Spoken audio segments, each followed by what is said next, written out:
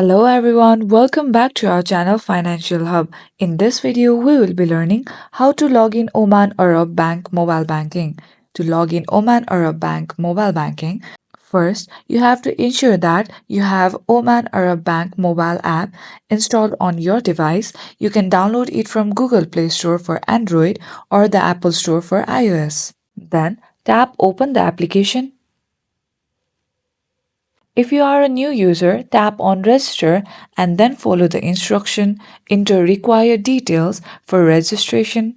For login, you have to tap on Activate, but before that, make sure you know the correct password and user ID. If you have forgotten your password, tap on Forgot Password and reset your password first. After this, tap on Activate. Here, enter your user ID.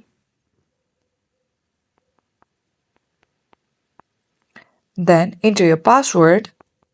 Make sure that your user ID and your password is valid. After this, tap on Continue. Next, you have to enter OTP sent to your registered phone number for verification process. After this, you will be successfully logged into mobile banking app. That's it for today's video. Hope you guys find this tutorial helpful. If yes, don't forget to like and subscribe to the channel. Press the bell icon so you never miss out to our videos. Goodbye till then.